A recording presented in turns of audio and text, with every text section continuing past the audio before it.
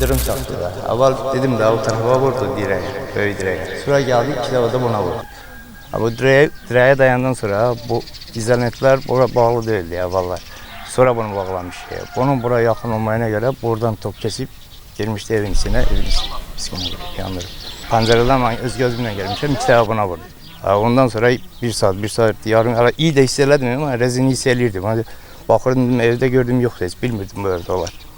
Ondan sonra bir saat yarım köşede komşular kışkırıyor ya. Geldi kömeğe. Ümumiyyətlə ildırım çox belə bir şey olmuş. Böyle görmemişti birinde var çok güçlü ildırım ama böylelerin rast gelmişti. Rusya'da da Moskova'da rast gelmişti. Ama burada böyle biz görmemiştik.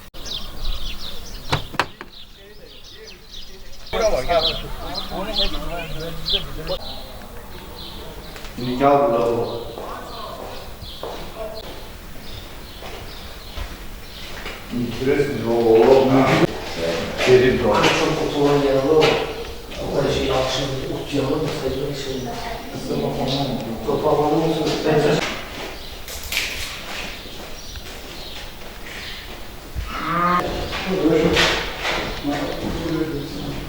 Bu qonşuda yaşayıram, yəni yaxın qonşuya bir-birimizə, çəpər qonşusu. İldırım çaxdı, vurdu dirəyə, çöldək dirəyə, orada da kabel xətləri var. Biz bilmədik ki, nəsə ola bilər də. Düşdüm həyata, gördüm ki, tüstü çıxır damdan. Elə oradan qaçdım, gəldim, xəbər elədim qonşulara, çıxdım yuxarı. Birinci iki vedra soya ilə yuxarıdan səpdi. Səpdi, yuxarını söndürdü, sağ olsun qonşular gəldilər, hamısı köməkləşdilər, yanğını söndürməyə başladı. O kabellərin, yuxarıdakı kabellərlə bütün razetkalar, zalları hamısını atmışdı da. Yəni, belə bir şey biz görməmişdik. Birinci dəfə idi belə bir şey oldu, belə bir hadisə oldu. 100% ildırımlandı. Çünki dirəyi iki dəfə tutdu. İki dəfə tutdu. O həmin kabellərlə o ehtimal var ki, onunla gedib o. Yəni başqa şey yoxdur bunun. Evdə ümumiyyətlə elektrik xətti var. Elektrik xətt var, prosta elektrikə qoşulmayıb. Yəni sayğacı yoxdur da evin. Yəni boş kabel xəttləridir, heç bir şey yoxdur evdə. Yaşayış da yoxdur. İnşallah burada olmurlar, hamısı Rusiyadadılar. İşte inşallah hər yaydan yaya gəlirlər ki, istirahat edirlər, gedirlər.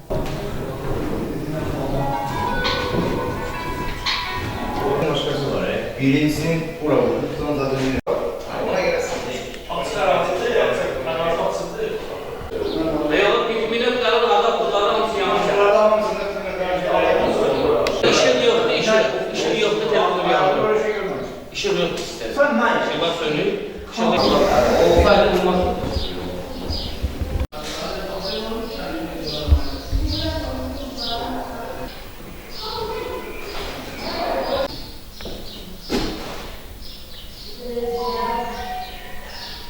Çıxmışdı küçəyə, gördü evin damından tüstü çıxır.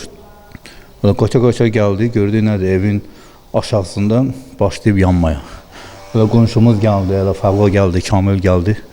Suzad daşıdı, səpdi. Sonra baxırıq ki, bu evin xətti yoxdur. Xətt yoxdur da bu işıq hardan gəlib, hardan partlayıb. Demə ildırım vurulmuş. Çox ziyan dəyib var. Ziyan dəyib də, evin altı şamanlar yanıb, qapı yanıb. Patologlar yanıb, aşağı hissələr yanıb. Ev özünüz görürsünüz, bərbad günündədir. Mənim 45 yaşım var, mən hələ belə bir şey görməmişdim, vallahi.